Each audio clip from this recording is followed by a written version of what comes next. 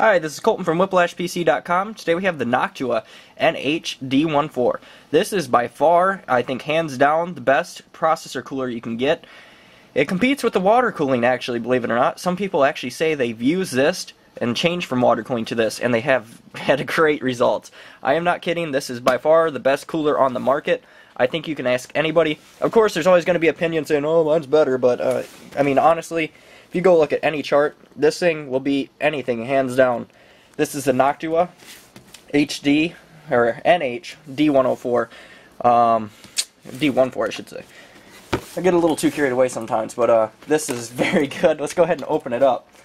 It's got a 140mm fan, which heads down below it. I'll kind of show you that in a second. And it also has a 120. The 140 will level to the 120, so you're not going to have an issue fitting it in your case. This thing should be huge. I haven't seen one personally yet, but I've been looking at the benchmarks. And this is basically the Cadillac cooler of them all. And here, it gives us the installation manual. I'm not going to go through that. I'll kind of get an idea there. But here's the installation brackets. I'll give you all the capable information of what it's capable of for support for socket types, AM3, 775, and all that. I'm going to look at that here in a second and see what it's capable of, if it will tell me. It definitely supports 1155 series Intel, so that's all that really matters to me, but I'm going to try to get the information. It comes with a Noctua case badge, that's hard to say. Thermal paste, fan connectors, all that. It comes with like a screwdriver here, as you can kind of see, Phillips, and the little twisting thing. It's probably going to be screwed on. Alright, onto the cooler itself probably.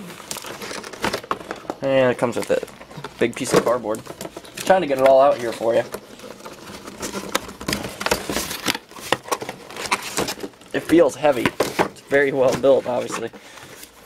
Yeah, it's big. I can see a little bit of it already. Oh my gosh. This thing is a monster.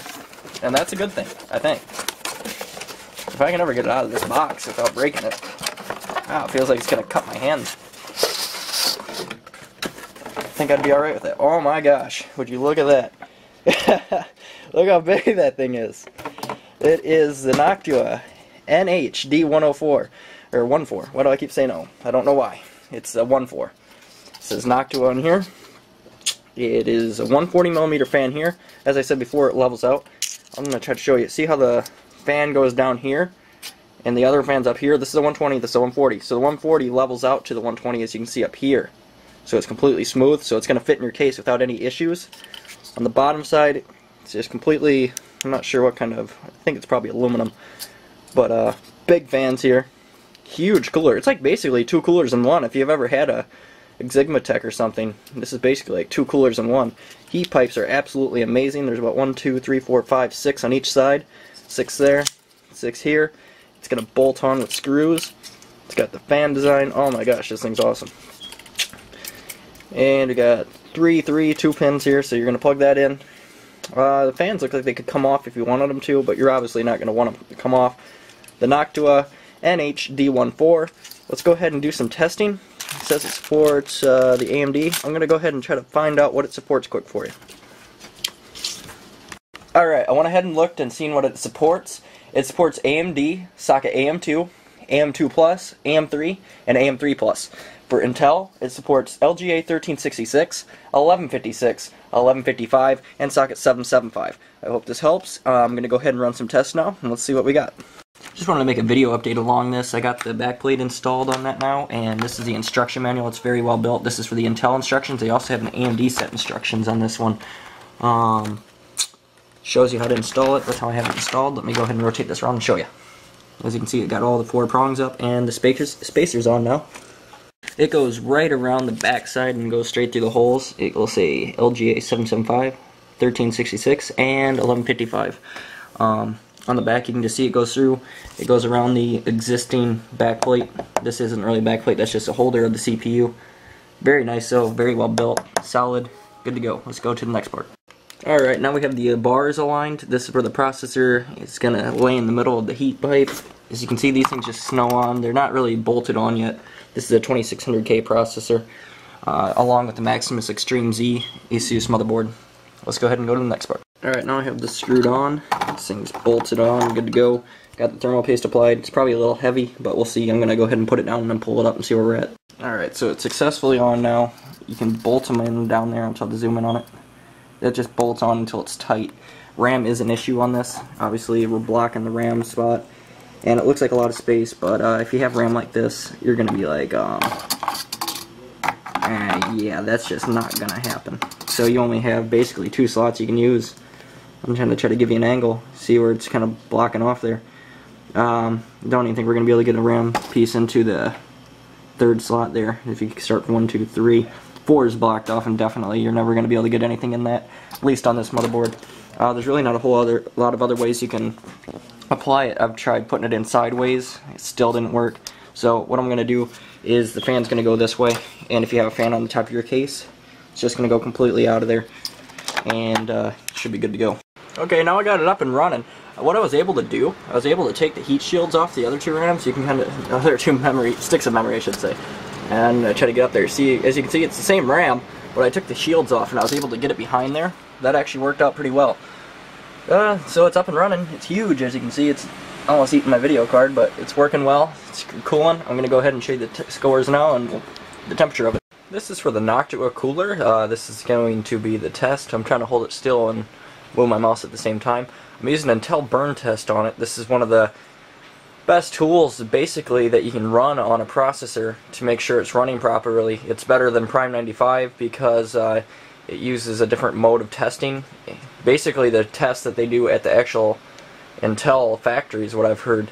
This runs on AMD processors also. It uses a different kind of testing method than the Prime 95. People said they've ran Intel burn test and found errors from Prime 95 within 5 minutes when they ran Prime 95 for 24 hours and didn't have anything. So if you're overclocking or simply want to test your processor to make sure it's fine, Intel burn test, definitely Google it, download it, try it. It's free, completely free, and you'd be good to go. Okay, over here, this is the temperatures right now, 24°C, this is idle. 38°C is the highest we've got, so we're going to go ahead and start this up. What it does, it basically uses the available RAM, which I have 16 gigs right now. I'm going to try to get it up here for you. And it takes about a gig away every few seconds or so. It starts using it and using it. While that's testing, our processor is at 100% over here, and the temperatures are still pretty decent right now, 48°C, 49°C. I'm running on 1 fan right now. I took the other one off, and I just have the middle fan on the Noctua. I'll show you how that looks. It's just like that because I didn't want to run into space issues on the top because I could be hitting wires on the top, and it was real loud on the bottom because it was touching the video card. But it's running just fine. Knock about 3 to 4 degrees Celsius off of it if you have 2 fans on it. So if it's 47, knock about 3 off of there, so that's where you'd be at. But as you can see, I'm not sure why it's kind of running down there now. The load's not at 100%. I think I had set the threads to 8 because it does have 8 threads. I didn't set the threads on that, but the highest we got when it was running at 100% was 53°C, 54°C. And as I said, I didn't set the threads, so the load's not going to be at 100%. Up here is where you set the threads. I forgot to do that. Overall, it's running great. Great cooler. I love it. It's a little big, and I've ran into some issues. If you're looking for a smaller cooler, I would recommend the Exigmatech. You can Google that, Newegg that, whatever you want to do. There's another place that I recommend is Cooler Master. They have a 212 cooler. That's a pretty decent cooler. Bolts on easily, works well, supports 2 fans if you want it to. It's not too big, it's not too small, but it works well. This is the Noctua cooler. I really do like it. If you have the space for it, I definitely recommend it. But if you're running low on space and you're going to be using it all the time, you may want to look at something else because this is rather large, as you've seen. Thanks for viewing. If you have any questions, feel free to let me know and I'll try to get back with you. And be sure to subscribe. Thank you. Thanks for viewing this video. If you liked it, I'd appreciate it if you thumbs up and subscribed. Thanks for viewing.